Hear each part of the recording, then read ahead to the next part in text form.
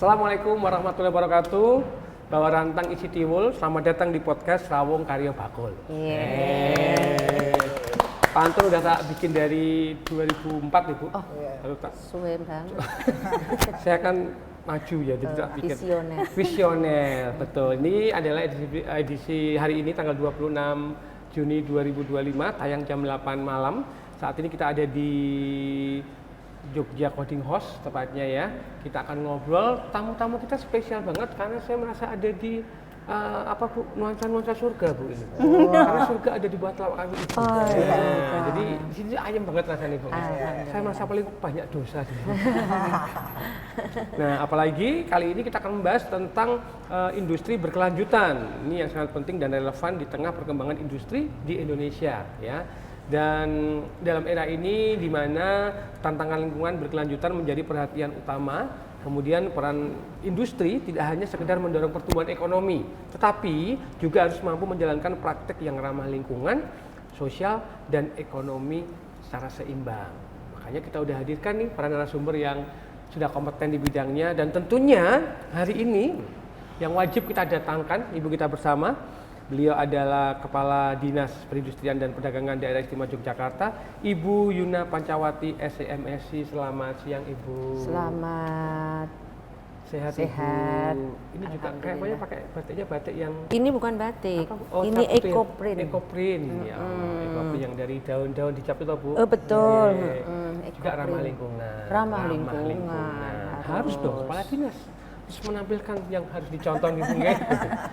Kemudian kita juga akan bertemu, ini perwakilan dari Kementerian Perindustrian, dari pusat, dari uang pusat menikah, yang akan menjelaskan kebijakan nasional dan program-program strategis dalam mendorong implementasi konsep industri berkelanjutan di Indonesia. Selamat siang Ibu Insinyur Titik Purwati Widowati MP. Selamat siang Mas Ali. Sehat Ibu? Alhamdulillah sehat. Alhamdulillah sehat semuanya. Sudah ada pemerintah pusat, pemerintah daerah, tentunya adalah pelakunya yang saat ini sudah menerapkan konsep ramah lingkungan dalam usahanya gitu nggih. Kita bertemu dengan seorang pengusaha muda dari Yogyakarta, ada Mbak Neti Febriana. Selamat datang. Sehat Mbak. Ya, Boleh sapa dulu ibu-ibu ini para penonton. Kemana ini? Yang nanti di mana ada calon-calon pengusaha muda di Yogyakarta nanti. Nah, kawan-kawan IKM tentunya. Nah, Bu, Bu ini kayaknya memang banyak pertanyaan yang akan kita bahas. Ya. Kita langsung akan bertanya aja bahwa ini merupakan isu lingkungan tuh isu yang sudah mulai besar itu dari puluhan tahun yang lalu Bu. Nah, cuman kali ini kayaknya jatahnya orang-orang industri untuk mendukung pentingnya lingkungan. Dan kali ini saya akan bertanya terlebih dahulu kepada Ibu Kepala Dinas, yaitu dari Pemprov DIY. Bu, ngapunten Bu, sebelumnya sebelum kita tanya jauh lagi ke tamu-tamu yang lain, ini bagaimana Bu menurut Pemprov DIY mengenai produk-produk yang ramah lingkungan? Ya Mas Alit, Bu Titi, Mbak Neti, ini teman-teman saya ini yang sangat concern sekali dengan lingkungan gitu ya. Jadi kalau menurut kami dari Pemda DIY, dari Dinas Perindustrian dan Perdagangan, ini memang produk-produk yang ramah lingkungan itu tentu sangatlah penting ya kita produksi, kemudian karena di dalamnya harus mendukung pembangunan berkelanjutan dan pelestarian lingkungan di wilayah DIY. Kan DIY itu banyak sekali ya, wilayahnya ada 4 kabupaten 1 kota. Nah, tentunya produk-produk yang dari DIY ini sangat berpotensi untuk diproduksi dengan ramah lingkungan. Artinya bahwa kami itu menyadari penggunaan produk-produk yang ramah lingkungan ini tentunya dapat mengurangi efek negatif dan dapat meningkatkan kualitas khususnya untuk masyarakat kan gitu ya Mas ya.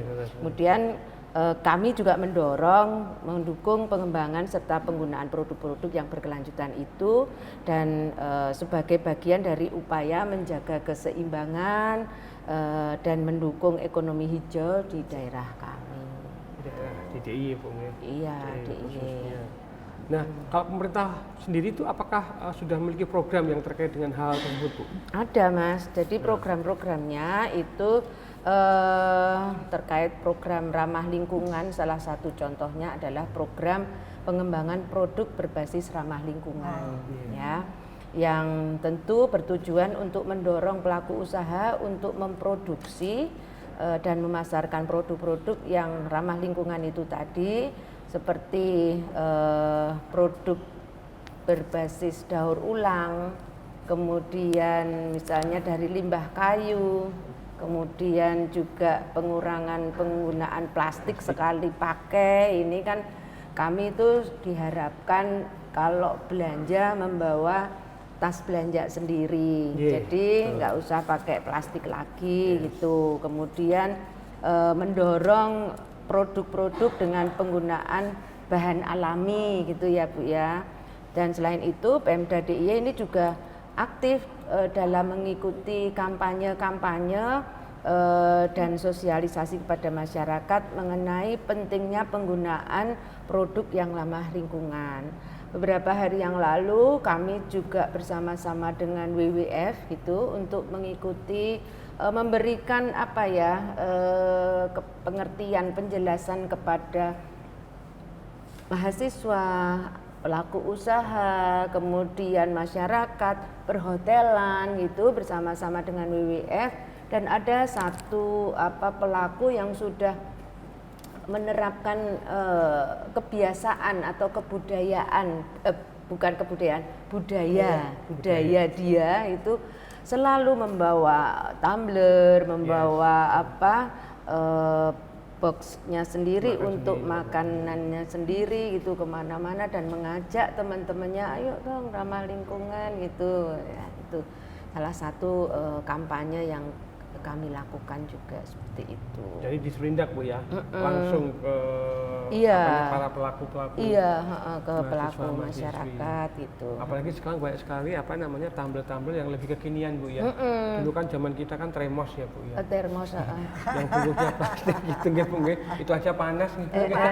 Iya. Sekarang tumblernya bisa dingin. Nah, bisa dingin, bisa panas, komplit. Ada custom pakai nama Tapi sendiri. jangan terus yuk koleksi tumbler banget. Nah, itu Bu. Ya, tumbler 1, 2 cukup lah. Itu yang terjadi di istri saya. Iya. Iya, kita koleksi tumbler itu lebih kekayaan kami Bu. Nggih, setuju sekali. Berarti itu merupakan program dari Pemprov nggih ya, Pemda DIY, nggak cuma kepada pelaku usaha tapi juga kepada masyarakatnya. Ya, itu bagian dari upaya kita untuk mewujudkan masyarakat yang lebih peduli terhadap ramah lingkungan, peduli terhadap bumi kita ini sendiri. Bumi kita. Itu kalau langkah yang tadi diambil oleh teman-teman dari pemerintah Provinsi Daerah Istimewa Yogyakarta. Nah, Bu Titik nun sewu, kalau dari perwakilan Kementerian Perindustrian Bu, untuk mendukung apa yang sudah dilakukan oleh Pemprov DIY. Nah, kalau dari pusat nih Bu, mungkin bisa menjelaskan singkat nih, mungkin masuk dalam visi misi kementerian atau gimana Bu? Masuk. Jadi gini Mas, di Kementerian Perindustrian kami itu menyelenggarakan kegiatan perindustrian sesuai dengan Undang-Undang Nomor 3 Tahun 2014. Kemudian ada lagi Peraturan Pemerintah Nomor 14 Tahun 2015, Peraturan Pemerintah Nomor 29 Tahun 2018, bahkan Permenperin Tahun 2030 Nomor 39 Tahun 2018. Semua itu sudah mengatur bahwa industri yang kita bina, yang kita tumbuhkan itu adalah sebenarnya industri yang mandiri, ya, maju, bersaing, berkelanjutan, mempunyai penguasaan inovasi dan teknologi, dan juga berkeadilan. Jadi memang kita sudah ada yang mengaturnya dari sana. Kemudian memang salah satu visi dari perindustrian ini adalah menjadikan Indonesia ini negara industri yang tangguh. Negara industri yang tangguh dalam hal ini berarti industrinya tuh harus punya struktur yang kuat, dalam, sehat, kemudian berkeadilan. Kuat dalam sehat berkeadilan. Terus ada lagi penguasaan inovasi dan teknologi. Yeah. Terus berdaya saing global, kan tetap harus laku. Betul, nah dan itu. juga Iya. berkelanjutan. Yeah. Berkelanjutan. Ini masuk lagi ke dalam misi. Jadi di dalam perindustrian itu ada 8 misi untuk mendukung Indonesia sebagai negara industri yang tangguh. Di antaranya misi yang ketiga itu adalah meningkatkan industri yang mandiri, kembali lagi berdaya saing, maju dan menjadikan industri hijau. Industri hijau ini. Industri hijau. Garis bawahi industri hijau ini. Industri hijau. Jadi industri hijau itu adalah industri yang dalam proses produksinya selalu berpikiran mengoptimalkan kegiatan efisiensi dan efektivitas. Jadi kami itu selalu mengupayakan bahwa penggunaan sumber daya ini selalu berkelanjutan, produksinya maksimal, tetap memperproduksinya maksimal, tetap mempertahankan keutuhan lingkungan, ya kan? Tetapi untuk manfaat yang sebesar-besarnya bagi masyarakat Indonesia. Kembali lagi, lingkungannya tidak boleh dicederai. Jadi harus ada keseimbangan. Ya, karena satu-satunya warisan paling berharga untuk anak cucu kita adalah lingkungan yang sehat. Lingkungan yang sehat. Kalau lingkungannya nggak sehat, anak cucu kita mau dapat apa nanti? Cuma maju kalau reget gitu ya. Benar, betul sekali. Ya, dan kembali lagi kalau itu semua efisien, efektivitasnya bagus, daya saingnya mesti bagus, insya Allah. Baik. Nah, tadi dari pusat ya Bu, kementerian, dari Kementerian Perindustrian. Nah, Mbak Neti, sebagai seorang pengusaha ya, lebih bilang itu Mbak, Mbak Neti sebelum nyambung ke jawaban dari Ibu Titi tadi, boleh dijelaskan Mbak Neti ini usahanya kalau boleh tahu latar belakangnya apa sih Mbak? Saya bergerak di home decoration. Jadi materialnya menggunakan tadi bahan serat alam dan juga kayu, dikombinasi dengan kayu. Jadi semuanya bahan yang kita gunakan adalah ramah lingkungan gitu. Betul. Nah ini cocok berarti Bu nggih. Nah, bahkan bisa menggunakan bahan daur ulang Mbak ya. Iya, jadi kita dalam Biansa Home dalam prakteknya itu kita seminimal mungkin, sebisa mungkin menggunakan bahan-bahan yang dari daur ulang, baik di produksi maupun di bahan packing. Jadi kita sudah bahan packing kita pakai yang box bekas gitu ya, misalnya ada box yang pernah kita pakai kita balik, dalamnya kita untuk luar. Terus yang luar kita ganti ke dalam, nah itu kita pakai lagi. Terus ya, terus kalau misalnya kadang-kadang kita reuse.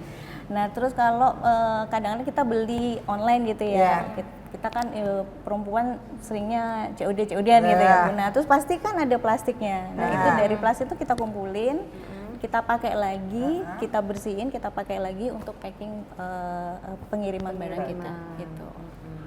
Berarti Mbak Neti udah benar-benar melakukan apa yang jadi himbauan pemerintah Bu nggih? Nah, masih bertahan sampai sekarang Mbak? Iya masih, karena kita Biansa Home itu basicnya latar belakangnya adalah kita ikut gerakan fair trade.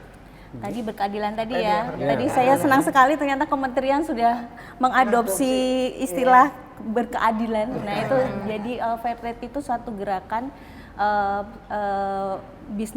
praktek bisnis baik. Nah itu jadi fair trade. Nah menambahkan tadi yang sustainable, sebenarnya sustainable itu tidak melulu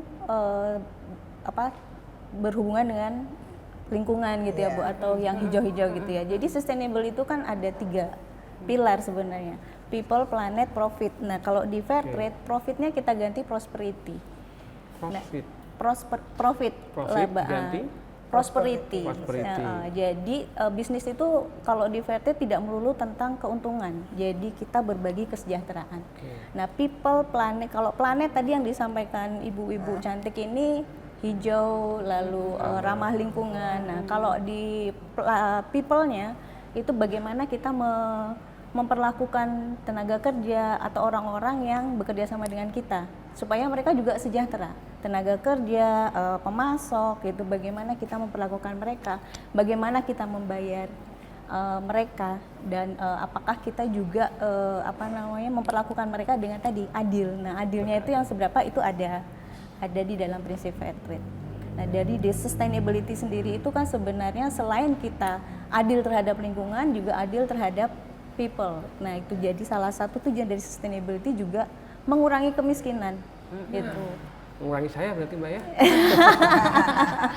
Jadi sebenarnya nggak perlu, kalau kita mau membantu pemerintah mengurangi kemiskinan, ya kita bikin praktek bisnis yang sustainable, yang fair trade. Itu salah satu tujuannya adalah mengurangi kemiskinan. Nggak perlu yang muluk-muluk ya Bu ya. Nah, kita praktekin aja bisnis baik kita, prinsip sustainability kita. Salah satu langkah nyata dari masyarakat gitu Bu nggih. Betul. Jadi kalau ada masyarakat kayak Mbak Neti ini 10.000 aja sejahtera Indonesia. Jadi di Kementerian Perindustrian juga termasuk nanti meningkatkan kompetensi dari si pekerja. Iya, betul. Karena merasa dihargai, Iya. bekerja dengan baik. Dia harus ditingkatkan. Ditingkatkan. Nah, Iya, betul. adik. Baik pemirsa, ini seru banget, makin siang makin awan gitu nggih. Makin makin awan. Kita akan ngobrol lebih jelas lagi, ini baru segmen pertama aja udah kemana-mana. Nah, jangan kemana-mana, kita balik lagi nanti di podcast Rawung Karyo Bakul.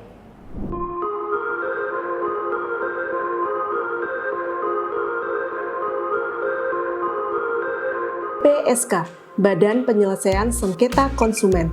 Hak-hak konsumen harus dapat dipenuhi dengan jaminan perlindungan hukum. BPSK, Badan Penyelesaian Sengketa Konsumen, Daerah Istimewa Yogyakarta, merupakan lembaga yang bertugas menyelesaikan sengketa antara konsumen dan pelaku usaha di luar lembaga pengadilan umum. Konsumen dapat mengadukan ke BPSK DIY jika merasa dirugikan oleh pelaku usaha. Jangan sungkan dan ragu, segera hubungi BPSK DIY jika ada permasalahan dengan pelaku usaha yang mengakibatkan kerugian konsumen.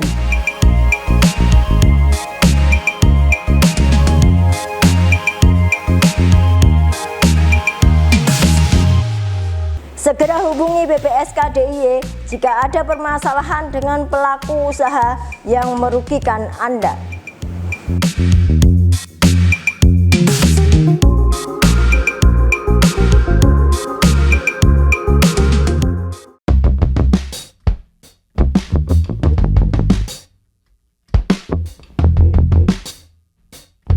SINAS atau Sistem Informasi Industri Nasional adalah sistem informasi yang bertujuan untuk penyampaian, pengelolaan, penyajian, pelayanan, serta penyebarluasan data dan atau informasi industri. SINAS diharapkan dapat menyediakan data yang lengkap dan rinci mengenai kondisi industri dan kawasan industri sebagai referensi utama untuk pemantauan, pembinaan, dan pengawasan, serta early warning system dalam pengamanan industri. Agar itu semua dapat terwujud, maka perusahaan industri dan kawasan industri wajib membuat akun SINAS dan menyampaikan data industri secara akurat. Daftarkan dan laporkan usaha industri Anda di SINAS untuk pembangunan industri yang lebih baik.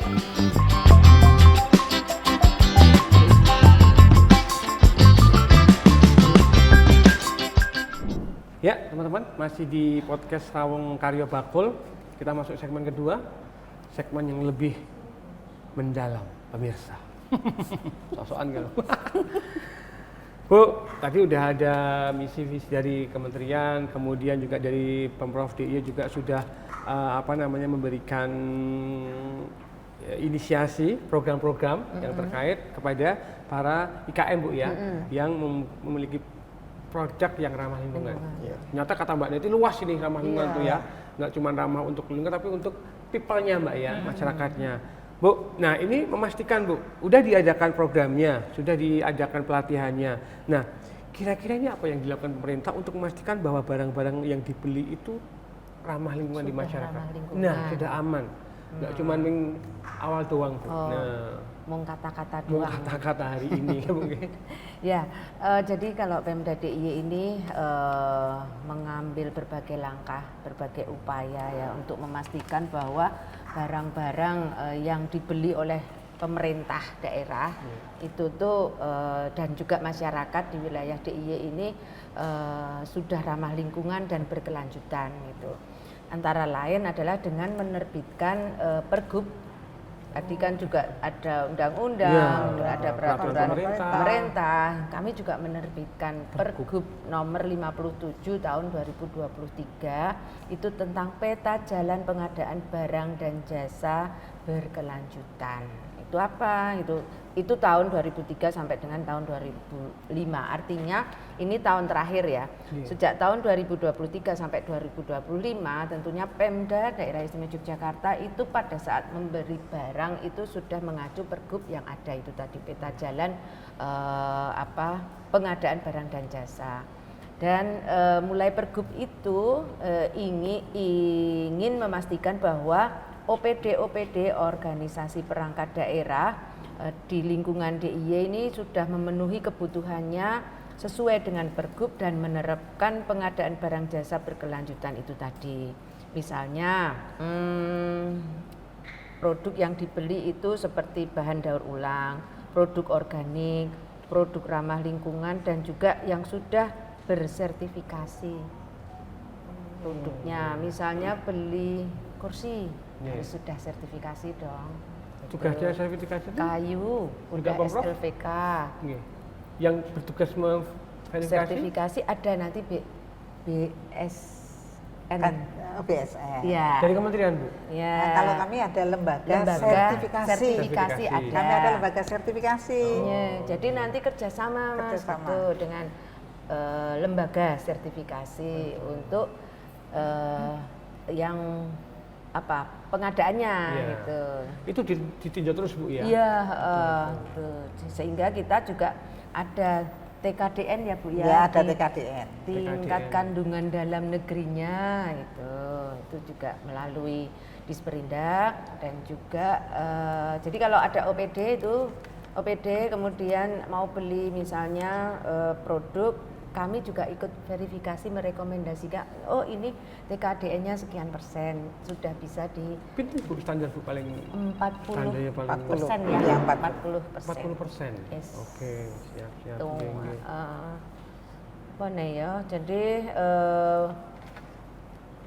Jadi selain itu juga diterapkan penggunaan sistem pengadaan barang itu berbasis e-procurement di mana pengadaan menggunakan platform elektronik. Yaitu aplikasi? Ya, aplikasi untuk memastikan transparansi pengadaan barangnya itu seperti apa. Jadi orang yuk terus itu Mas data. Jadi melalui kita tahu trafficnya tahu melalui itu. Karena nggak mungkin juga kita mengawasi langsung datang ke pelaku industri mungkin. Bu Titi, kalau dari pemerintah pusat Bu, apakah bergayung bersambut menikah atau justru udah punya tinggal kalau kami gayung bersambut jelas Bu, jelas pasti.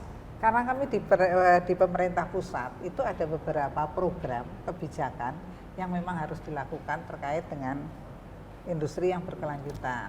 Misalnya fasilitasi industri, bagaimana misalnya sosialisasi, ya kan, fintech, bagaimana membentuk IKM hijau. Contohnya untuk industri batik yang Mbaknya tadi sudah bilang, batiknya nganggo satwarna alam. Pewarna alam. Jadi pembuatan batik itu ada dua, batik pewarnaannya menggunakan satwarna alam atau satwarna sintetik. Kalau satwarna alam itu memang tidak ngambil pabrikan kan biasanya, ngambil dari alam. Seperti sawit, minyak sawit kemudian malam batik. Malam batik itu juga sekarang banyak menggunakan malam daur ulang. 90% dari malam batik itu didaur ulang. Bisa Bu? Ya bisa lah.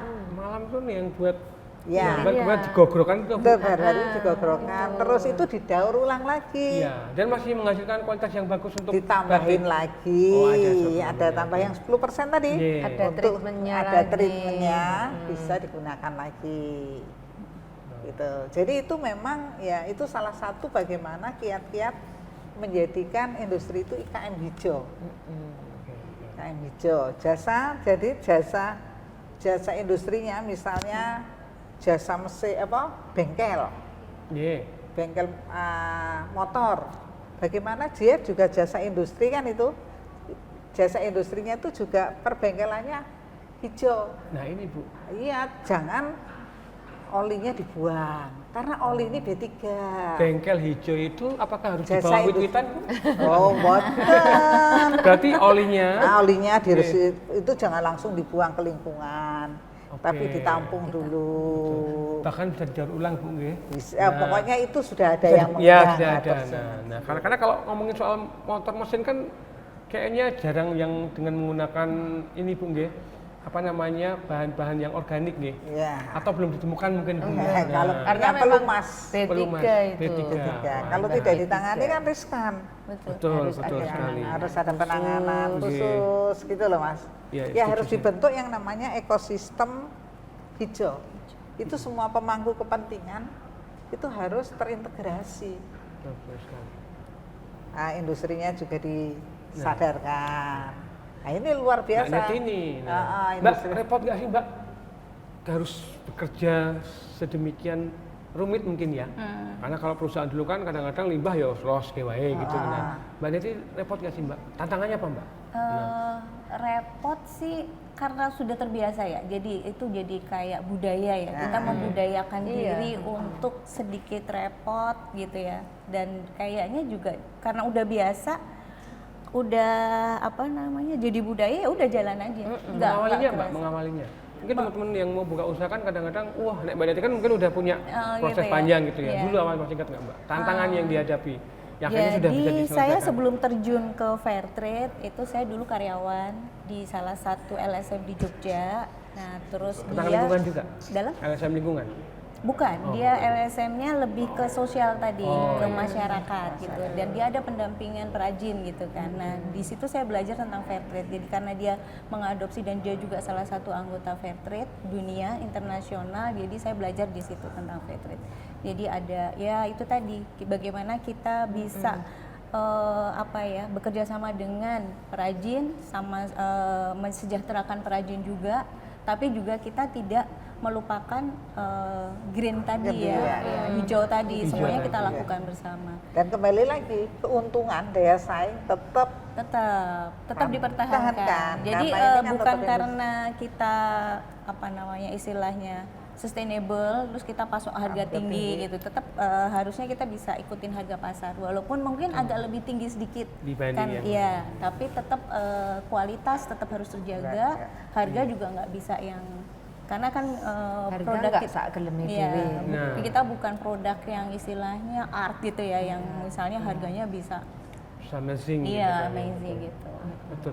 Mbak, tapi apa namanya untuk perang harga itu Mbak nggak ada repotnya ya? Maksudnya aman ya? Karena sampai punya misi beli ini tuh pengaruhnya bisa sekian loh. Iya, jadi ya itu tadi kita perlu edukasi konsumen ya. Iya. Kalau untuk konsumen di kota besar seperti Bali, Jakarta yang sudah mendapatkan informasi cepat gitu, mereka sudah sekarang semakin luas, semakin paham tentang produk-produk ethical, sustainable, green, fair trade gitu, mereka sudah paham. Cuma untuk yang masyarakat yang masih istilahnya Awal. kota-kota kecil gitu tuh masih kita perlu edukasi. Even di pemerintah sendiri kadang-kadang juga masih masih belum semuanya merata pengetahuannya tentang sustainable. Mungkin kalau untuk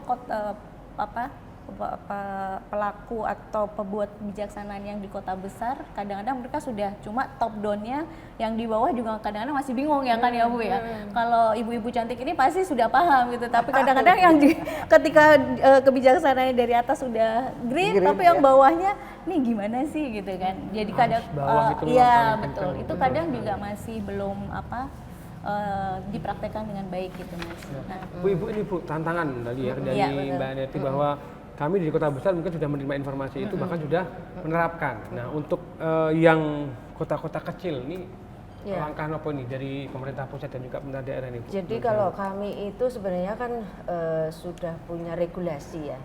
artinya regulasi, edukasi juga ada gitu. Melalui Disperindak ini kami juga berperan aktif ya, apalagi saat ini ya. Kita harus mencintai bumi kita gitu. Bangga buatan Indonesia gitu.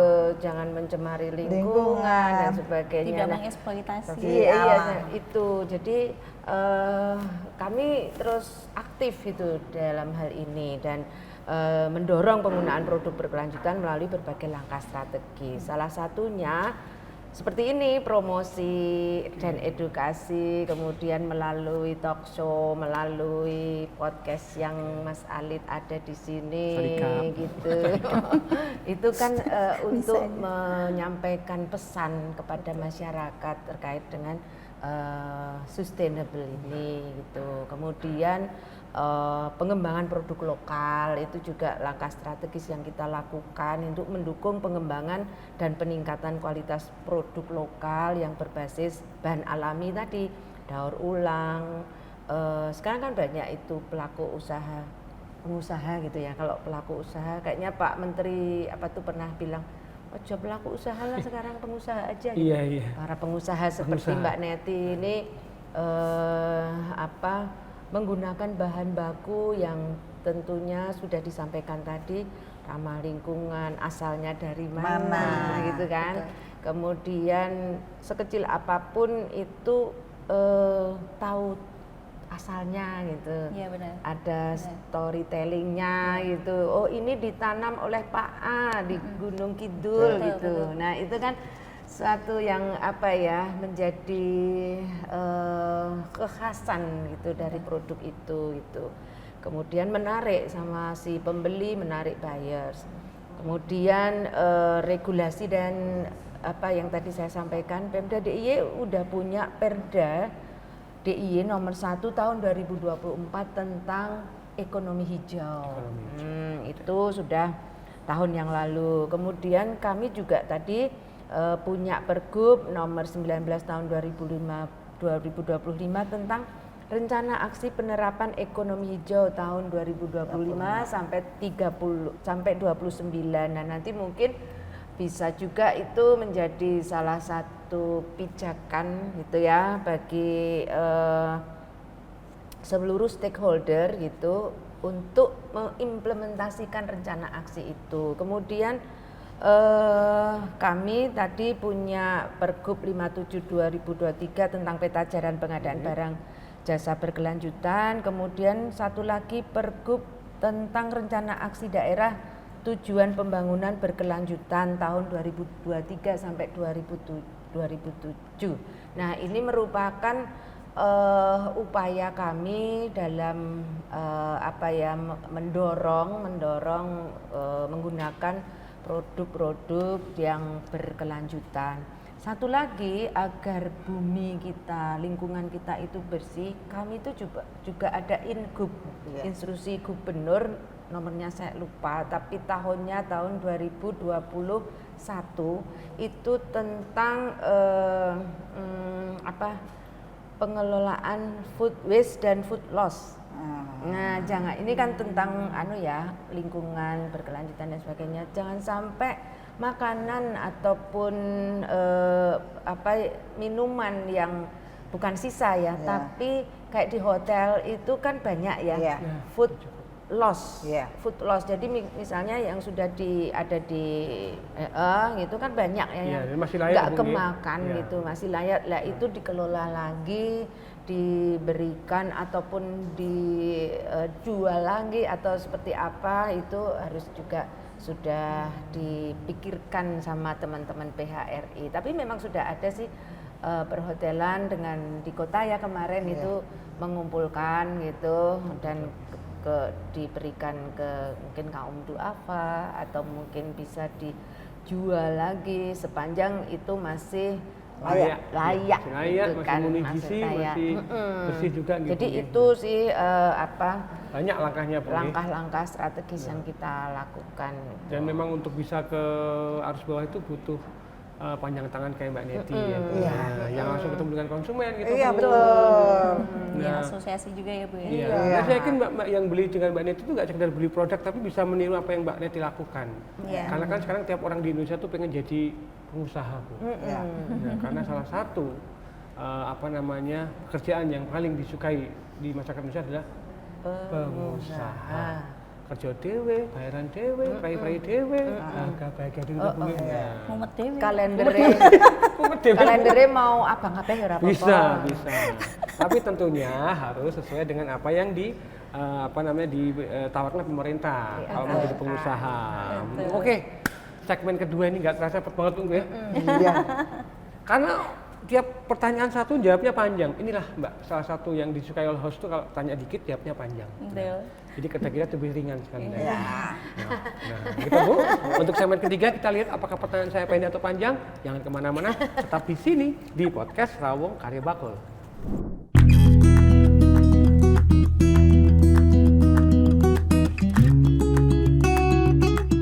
SKA atau Surat Keterangan Asal berfungsi untuk menjelaskan bahwa barang yang diekspor merupakan barang yang berasal, dihasilkan, dan atau diolah di Indonesia.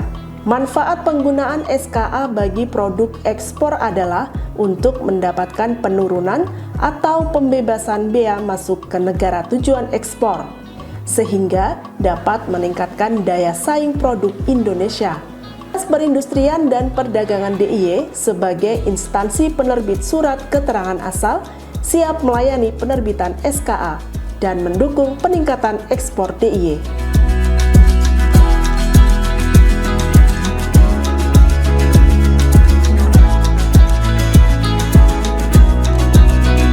Sertakan dokumen SKA produk ekspor untuk mendapatkan penurunan dan pembebasan bea masuk ke negara tujuan ekspor.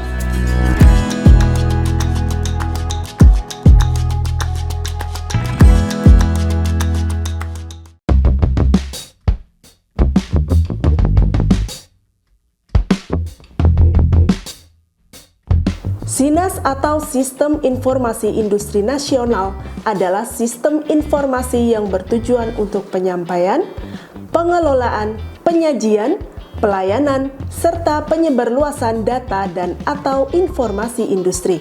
SINAS diharapkan dapat menyediakan data yang lengkap dan rinci mengenai kondisi industri dan kawasan industri sebagai referensi utama untuk pemantauan, pembinaan, dan pengawasan, serta early warning system dalam pengamanan industri. Agar itu semua dapat terwujud, maka perusahaan industri dan kawasan industri wajib membuat akun SINAS dan menyampaikan data industri secara akurat. Daftarkan dan laporkan usaha industri Anda di SINAS untuk pembangunan industri yang lebih baik.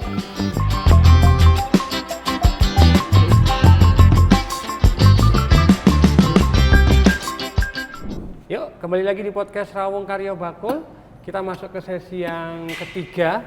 Segmen ketiga itu biasanya berisi dengan apa isinya kesimpulan gitu nggih. Atau mungkin berisi tentang nunggu ya. Berisi tentang permulaan lagi nggak tahu, karena obrolan dengan ibu-ibu itu kayak saya kalau curhat di rumah itu loh. Kesannya kayak dinasihati, kayak berbuat sesuatu yang keliru kemudian, nah kalau sama ibu itu kayak lebih ayah. Lebih akhir. Ganteng dewe soalnya saya di sini.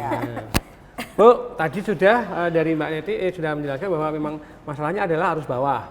Kemudian pemerintah pusat dan juga daerah sudah punya cara untuk bisa ke arus bawah. Nah, dan selain arus bawah ini kan banyak lagi generasi-generasi yang punya berbagai apa ya Bu ya, konsep hidup. Gen milenial sama Gen Z sama Gen Alpha itu beda. Nah, kalau generasi saya, Gen Z Bu, milenial itu memandang satu produk itu dengan isu-isu yang cukup menarik seperti ini, produk ramah lingkungan, kemudian dari produk ini diciptakan oleh para para pengrajin-pengrajin yang dimana hidupnya disejahterakan oleh perusahaan. Nah, bagi kami itu suatu isu yang cukup menarik ya, karena kami sudah hidup cukup lama dibanding Gen Z Bu ya. Nah Bu, ini menurut Ibu ini tanggapan masyarakat Yogyakarta, terutama Gen Z Bu, milenial dan juga Gen Z ini mengenai produk-produk ramah lingkungan itu, apakah masih cuek atau memang kalau saya lihat memang di sosmed itu Gen Z itu memang cenderung memang suka sesuatu yang unik. Nah, pripun Bu? Apakah mereka sangat responsif? Jadi gini Mas Arlit, saya itu di rumah juga punya Gen Z. Oh iya. Karena anak saya Gen Z gitu. Mereka itu memang cenderung memiliki tanggapan yang positif terhadap ramah lingkungan ya, terhadap menjaga lingkungan Menjaga gitu. lingkungan, Artinya kalau dari kebiasaan misalnya ya, kebiasaan mereka itu ya bangun tidur gitu ya. Kemudian ya seperti Buka umumnya handphone, gitu. biasa buka handphone jelas itu. Tapi pasti ada satu itu yang menjadi kebiasaan adalah mereka menyiapkan ketika akan bepergian. Ya bawa tumbler, ya bawa bekal gitu. Nah, itu yang dilakukan. Artinya apa? Bahwa mereka itu memilih produk, memilih makanan gitu ya ramah lingkungan dengan alat-alatnya mereka sendiri gitu. Artinya dia mungkin juga nggak jajan sembarangan gitu kan. Sudah tahu nek aku maem iki diseneni ibu ngono. Bune galak ya. Gitu. Jadi ada kesadaran yang cukup tinggi menurut kami tentang lingkungan itu. Milenial sudah jelas ya. Gen Z juga di Jogja ini umumnya mereka sadar akan pentingnya menjaga lingkungan sehingga memilih produk itu yang sudah ramah lingkungan. Kemudian dukungan terhadap produk lokal dan berkelanjutan ini untuk Gen Z ini juga cenderung mendukung usaha kecil menengah itu ya, yang menerapkan praktik ramah lingkungan. Serta memilih produk yang berasal dari sumber yang berkelanjutan itu tadi gitu. Seperti misalnya makanan yang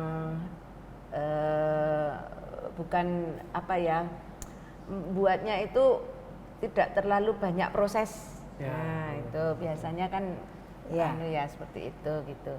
Kemudian aktif kampanye dengan gerakan lingkungan ya. Banyak mereka itu juga aktif mengikuti berbagai kampanye sosial gitu. Kemarin yang saya ceritakan itu ada salah satu kafe di utara sana itu kurang lebih 100 orang itu Gen Z-nya juga 50% sendiri gitu. Mereka bawa tumbler sendiri, bawa wadah sendiri untuk makanannya gitu. Itu merupakan satu langkah menurut saya untuk Gen Z sudah peduli gitu ya, sudah peduli.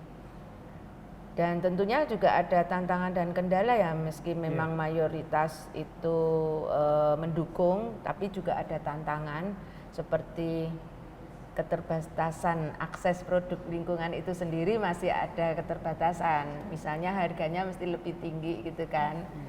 Karena apa? Karena mungkin juga ada standarisasinya, produknya juga tidak sama dengan yang dijual yang murah gitu.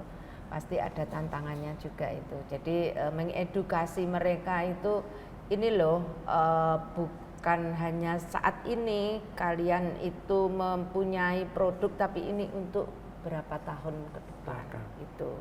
Kalau produk yang murah itu kan rong dino telung dino mungkin sudah nggak bisa lagi pakai. Seperti penggunaan bahan baku batik minyak sawit itu kan bisa didaur ulang terus gitu. Malamnya itu. Jadi kita mendorong juga untuk itu. Jadi malah hemat produksi Mbak ya kalau begitu. Iya, misalnya kalau kan belinya mahal. Pulaan banyak, tinggal belinya sekali itu mahal, tapi kan bisa daur berapa ulang kali gitu. Nah itu.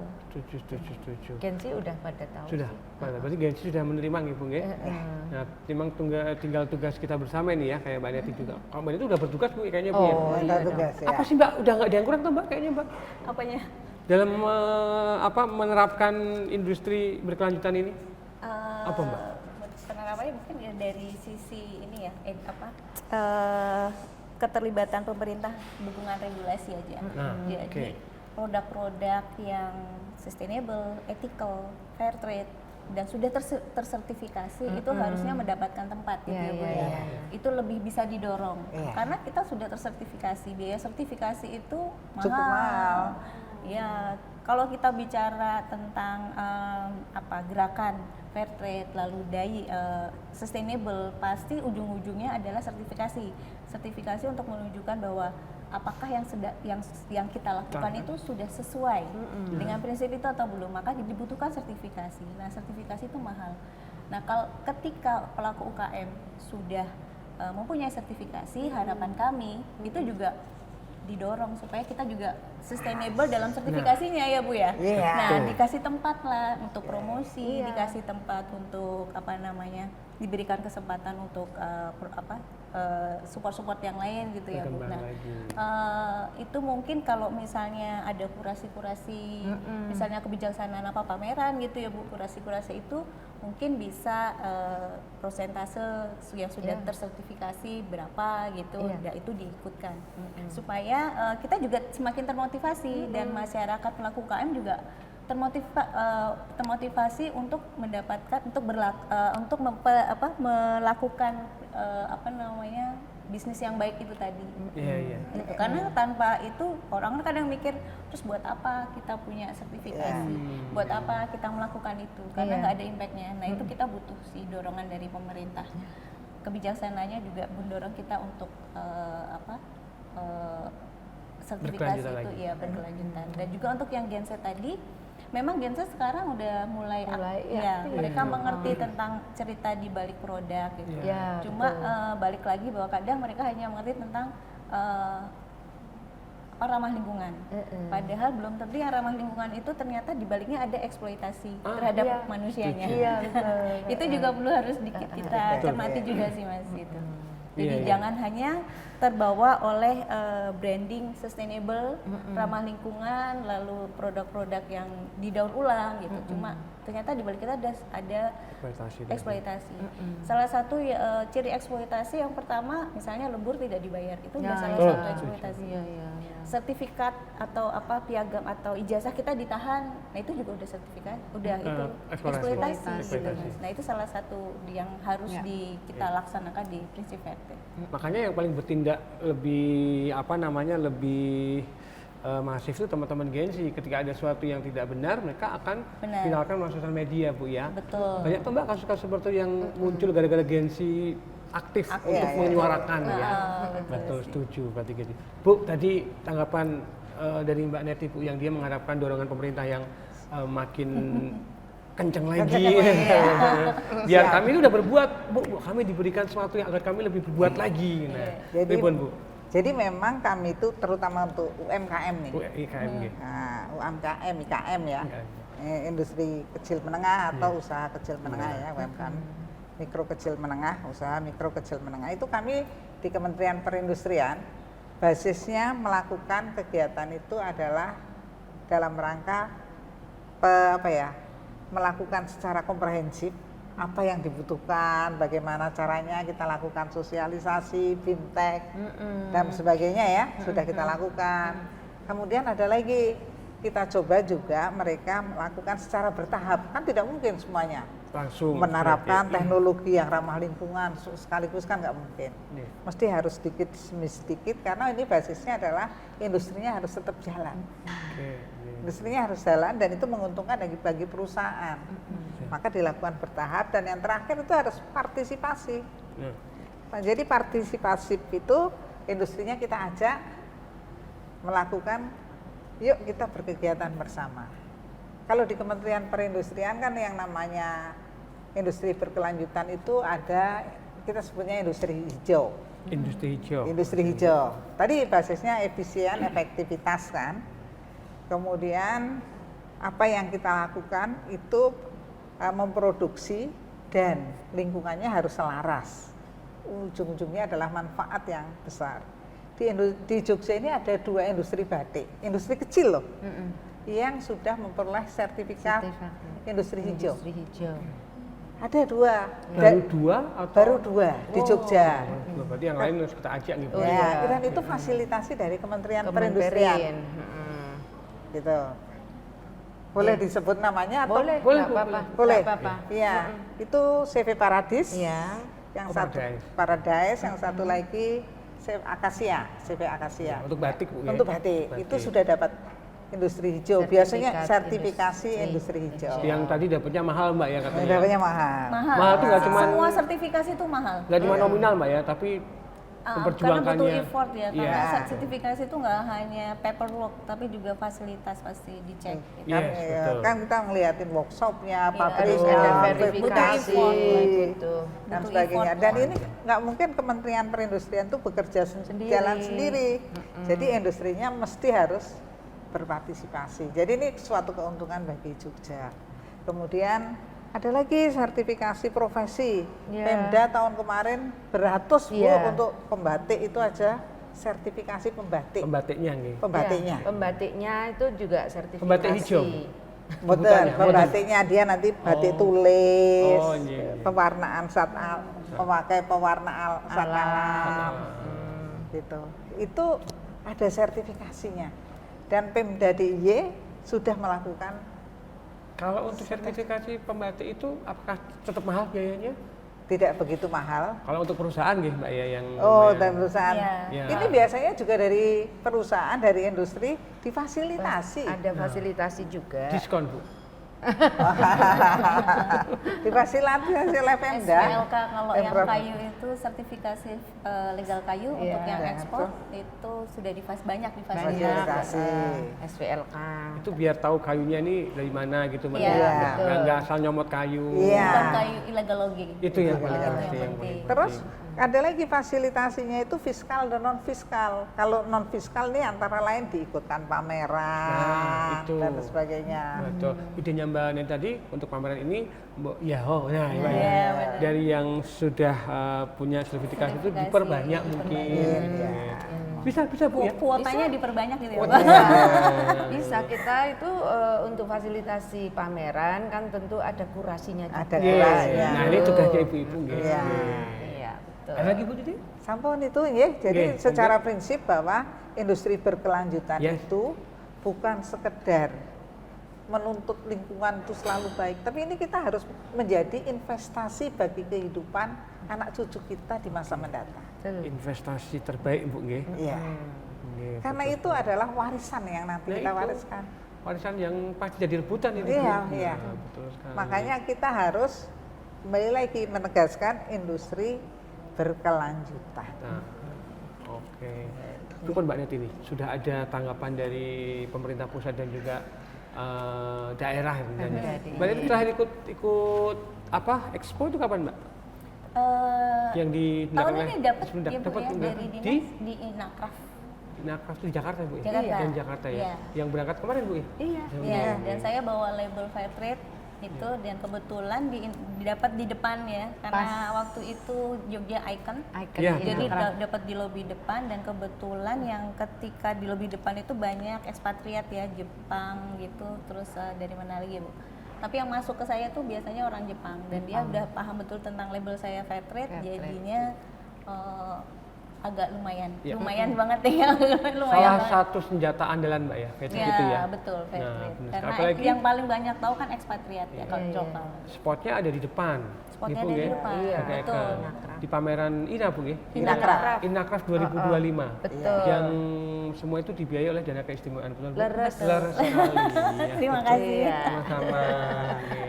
Tapi kalau yang kebetulan di Jogja kan aktif ya Bu ya. Iya. Jogja itu dinasnya itu aktif banget, dinas koperasi UKM, dinas perdagangan dan juga dari Kementerian Kementerian, Perindustrian iya. itu aktif. Cuma untuk yang di daerah ya, saya agak sedikit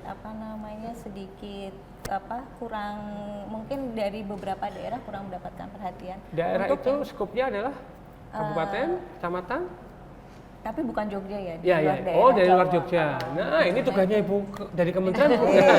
Untuk woro-woro mendorong itu. coba ya. Orang-orang Iya. supaya dia Bu dari Iya. kementerian supaya Yang yang di lain lain, daerah di luar daerah ada, Jogja ya. itu juga dapat perhatian yang Betul. sama, khususnya untuk produk-produk yang sustainable. Alhamdulillah Bu, Jogja aman katanya. Aman. Aku deg-degan. Kayak aku tuh sebut gawe. Dan UMKM-nya sudah ada yang tersertifikasi industri hijau. Nah, itu dia. prosesnya.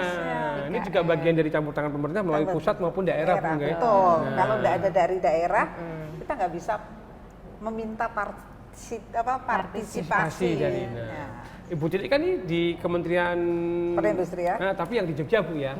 Jadi Bu ini adalah induk kami yang di pusat. Nah, betul sekali. Jadi kami selalu bergandeng tangan. kepanjangan tangannya di daerah. Iya, berarti bisa menularkan ke teman-teman kota-kota Monggo. kecil di luar Iya, karena Yogyakarta. teman-teman saya yang yang berkecimpung di sustainable dan fair trade itu kadang-kadang kok kamu enak banget sih kayaknya Ya, dapat fasilitas betul. itu. Ya kami soalnya dinas kami aktif gitu. Jadi ya mereka banyak yang ngiri gitu. Karena Iya. banyak yang dinasnya enggak. Mbak nggak bilang makanya pindah Jogja. Iya. Saya kasih Mbak Neti ya. Iya. Oh gitu langsung dari ini Mbak ya, IKM-nya ya? Iya. Langsung bilang seperti itu. Ya berarti Jogja itulah letak nama Jogja Istimewa. Betul, Karena memang istimewa. ya semuanya hampir bekerja semaksimal mungkin sehingga menjadikan suatu karya yang istimewa dari pemerintahannya, dari pelakunya, pengusahanya, bukan pelaku ya. Bahkan dari masyarakatnya pun menyambut dengan baik bahwa Baik-baik, iya. produk ini dibuat ya secara baik melalui proses yang panjang, bahkan pekerjaannya pun bisa dilakukan melalui produk ini. Gensi, jangan lupa jangan hanya tergiur sama produk yang Sustainable. Sustainable, Mbak ya. Iya, Tapi ingat di belakangnya. Iya, ada cerita juga. Nah, terus mereka bisa tahu di belakangnya lewat mana Mbak biasanya Mbak? Dari sertifikasi sebenarnya. Oh iya. Ya, kalau udah tersertifikasi, cuma masalahnya sertifikasi fair trade itu sendiri kan hanya ada di luar negeri ya. Maksudnya kita bisa mendapatkannya dari Eropa dan Amerika.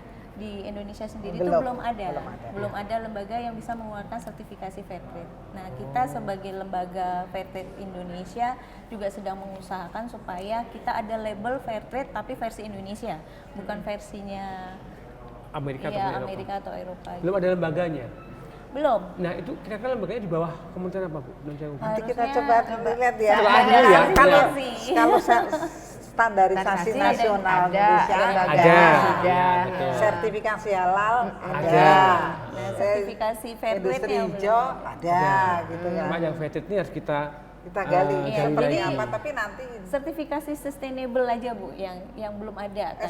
SPLK SPLK ada. ada. Kalau sustainable itu kan salah duanya fair trade dan apa itu namanya yang organik. Oh ya. Oh, Kalau organik sertifikat ada. organik sudah ada. Ada. Nah, Oke. sertifikat fair trade itu belum ada. Di Indonesia belum Belum ada. Berarti Jadi kita harus keluar. bikin. Keluar. Supaya Kapan? Bisa Bu ya? Bisa, bisa bisa. dilakukan upaya, tapi ini memerlukan Pasti harus kolaborasi, Iya. koordinasi. Betul, panjang. Panjang karena bikin lembaga ini nggak main-main ini. Tapi insya Allah kalau Begitu pemangku sampai usahanya iya, betul. sepakat bisa. Bisa Mbak. Begitu sampai Nggak ke ada sana, yang nggak mungkin ya. pimpinannya ganti. Curhat. Nggak apa-apa ini Bu, mau masih tahun pertama Bu ya. Kita nggak Bu Titi nggih. Pokoknya kayaknya Bu Titi 3 juta tapi gawennya kok nasional gitu ya. Tapi yang jelas memang membuat lembaga sertifikasi itu kan harus independen, Yes. harus kompeten, gitu kan? Ya, banyak, Bu, Perjalanan ya. panjang ya Bu ya. Tapi nggak apa-apa, itu bisa dibentuk Iya, betul. bagaimanapun, bisa dibentuk. Tinggal bagaimana nanti regulasinya atau aturannya apa saja sih. Iya, yang akan kita godok lagi Iya, kan, lebih. betul. Betul. Baik, teman-teman semuanya. Nah, seru ternyata ngobrolnya nggak cuman teman-teman yang dapat info, dapat ilmu, tapi Mbak Neti pun akhirnya bisa langsung ketemu dengan pemerintah pusat dan juga daerah Membuat ya. kebijakannya. Berarti kita harus adakan lagi nih podcast Rawong Karyo Bakon. Jangan cuma beli sampai tahun 2025 Bu. iya. 2030 biar saya tetap bisa bayar angsuran Bu. Oke. Kalau bisa tiap bulan. Nah itu tiap hari Mbak. Lagi banyak libur nih Mbak. Ya, Baik. nanti kita buat juga Mas standar yang dimintai yang seperti apa. Seperti apa? Karena Langsung, ya, Bu, standar ya. industri hijau itu ada. Tapi membuat standar ini basisnya adalah konsensus. Oh, oke. Langsung dari pelaku IKM-nya. Ya, pemangku kepentingan. Ada regulatornya oke, pengusahanya oke, asosiasinya oke, kan gitu kan banyak yang terlibat. Yes, betul sekali. Standarnya oke, kita buatlah nanti. Betul. Baik, terima kasih. Bisa diinfokan ya, bisa Iya. artinya bisa dikembangkan ke depan. Bu, kalau mau nanya ke kementerian itu, Perindustrian, iya, boleh. Jogja lewat mana Bu? Akun Instagramnya mungkin Oh, kalau kami ada di Jalan Kusuma Negara. Langsung datang mawon gitu. Iya. Sebelahnya. Iya, Loh, enak, kami Bu. tetangga. Kenapa kita nggak ketemu di sana aja, Bu? Oh iya. Kasihan Mbak Neti ya kejauhan ya. Kejauhan. Iya, iya. Saya tetanggaan sama Bu Oh, Ina. enak. Jadi kalau pengen datang ngobrol masih belum puas dengan obrolan kita pada hari ini, langsung aja ke kantornya di Sprindak ataupun ke Kementerian Perdagangan yang di Jakarta, perindustrian gitu. Perindustrian. Baik. Sian perdagangan. Ini yang terakhir Bu, sebelum kita akhiri obrolan kita pada siang hari ini mungkin ada closing statement satu-satu dulu. Saya pengen langsung dari Mbak Neti dulu. Oke. Yang menggebu ke kamera Mbak, jangan lupa harus menggebu-gebu. Wow. Gitu. Apa yang mahasiswa Indonesia? Jadi kayak orasi. Iya, jadi ingat waktu demo. Oke, jadi sustainable itu bukan tren. Ini tanggung jawab bersama dari semua aspek masyarakat dan kita bisa berkontribusi dari hal-hal yang kecil. Jadi belilah produk yang berlabel atau bersertifikasi sustainable. Salah satunya adalah organik atau fair trade atau juga sudah bersertifikasi ethical gitu. Itu aja Mas. Terima kasih Mbak Neti. Saya. Ibu Titi, monggo. Oke. Jadi industri hijau itu bukan sekedar kita memberikan daya saing bagi industri nasional, tetapi adalah merupakan investasi bagi generasi masa depan. Bu Titi matur nuwun. Ibu kula. Keri dewe. Kari dhewe. Terakhir dateng. Jadi untuk mewujudkan tadi tentunya perlu kolaborasi, perlu sinergi, perlu koordinasi dari semua pelaku, semua stakeholder. Tapi yang paling penting ubur-ubur ikan lele. Cakep. Make sustainable life and fun, le. Aku kudu gawe iki, guys. Ibu nantian. Ubur-ubur ikan hiu. Cakep. I love you. Terima kasih, ketemu lagi nanti di podcast berikutnya. Tetap di podcast Rawong Karya Bakul dari Dinas Perindustrian. tak nafas dulu Bu, sakitnya. Dinas Perindustrian Daerah Istimewa Yogyakarta. Ketemu lagi, matur nuwun. Ngapunten kalau ada kelintang-kelintunipun. Terima kasih. Assalamualaikum warahmatullahi wabarakatuh. Waalaikumsalam warahmatullahi wabarakatuh.